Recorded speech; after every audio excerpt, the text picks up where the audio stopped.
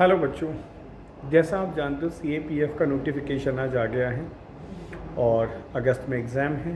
तो हमारे पास करीबन 4 से 4.5 महीने हैं। अब सबसे बड़ी एंग्जाइटी तो ये रहती है कि इसे तैयारी कैसे शुरू करें। कुछ बच्चे ऐसे हैं जो पहले से तैयारी कर रहे हैं, कुछ बिल्कुल फ्रेशर हैं जिनको अभी से तैयारी शुरू करनी है, और कुछ अभी सोच रहे होंगे कि एक हफ़्ते में तैयारी शुरू कर देंगे। तो बेटा देखो, डिले करने का तो कोई मतलब ही नहीं बनता है कि एक हफ़्ते बाद 2 हफ्ते बाद तैयारी करें, लेकिन तैयारी आपको जितनी जल्दी हो सके एट अर्लीस्ट आपको शुरू करनी चाहिए। अब बात यह है कि CAPF के पेपर में जो इंग्लिश का सेक्शन है वो सबसे ज़्यादा इम्पोर्टेंट है, क्योंकि राइटिंग स्किल्स में कहीं ना कहीं बच्चे कमज़ोर रहते ही रहते हैं। तो मैं आपको कुछ टिप्स एंड ट्रिक्स बताना चाहता हूँ कि राइटिंग स्किल्स को कैसे इम्प्रूव करें, क्योंकि वो आपको एनी हाउ इम्प्रूव करना ही होगा। ग्रामर वाला सेक्शन चलो मान सकते हैं 25 क्वेश्चंस हैं कि वो कुछ प्रैक्टिस से सुधारे जा सकते हैं, लेकिन राइटिंग कभी भी in a day you can not improve that section. आप उसको एक दिन में या एक घंटे में, एक हफ्ते में सुधार नहीं सकते हो। तो राइटिंग के लिए जो सबसे पहले रिक्विजिट है, मतलब जो प्री रिक्विजिट है कि सबसे पहले हमें क्या करना होगा, तो सबसे ज़रूरी चीज़ है आपके माइंड में आइडियाज़ का जनरेट होना। आपके आइडियाज़ को जनरेट करने के बाद now you have to put those ideas on the paper. अब क्वेश्चन ये है कि सर आइडियाज़ कहाँ से जनरेट होंगे, ऐसे बैठ के थोड़ी हो जाएंगे सोचते सोचते। तो अगर आप CAPF के पेपर का ट्रेंड एक बार चेक करें तो हर साल होता क्या है कि जितने भी करंट के इश्यूज़ होते हैं, बर्निंग इश्यूज़ होते हैं, जो आप यूजुअली करंट अफेयर्स के नाम से पढ़ते रहते हो, उन सारे इश्यूज से रिलेटेड ही आपका सारा पेपर आता है, चाहे वो ऐसे राइटिंग हो, आर्ग्यूमेंट हो या फिर प्रेसी हो। और ये सब चीज़ें आप मतलब चेक भी कर सकते हो। प्रीवियस ईयर पेपर्स को अगर आप एक बार थोड़ा सा अच्छे से एनालिसिस करेंगे तो आपको समझ आएगा कि हाँ सर बिल्कुल सही बता रहे हैं।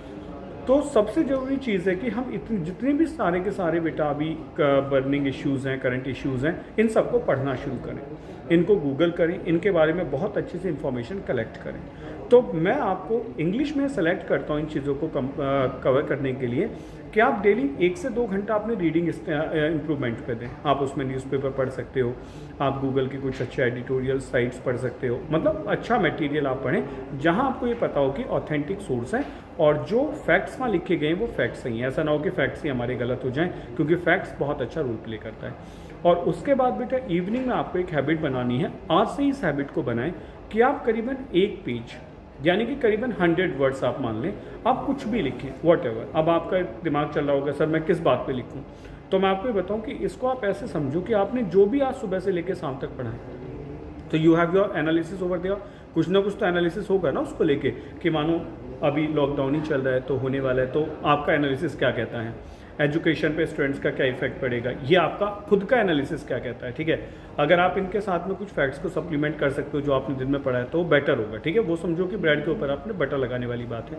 तो आप लोग शाम को लिखे जरूर। तो अगर मैं इसको कंक्लूड करूं अपनी बात को, तो ये कह के कंक्लूड करना चाहूँगा कि आप सबसे पहले अपने रीडिंग को इम्प्रूव करें, ज़्यादा से ज़्यादा रीड करें, और जो भी पढ़ें उसको लिख के जरूर देखें, क्योंकि अगर आप अपने राइटिंग पे काम नहीं करेंगे तो आप कभी भी अच्छा लिख नहीं पाएंगे। और अपने राइटिंग्स को आप कभी भी स्पॉइल ना करें।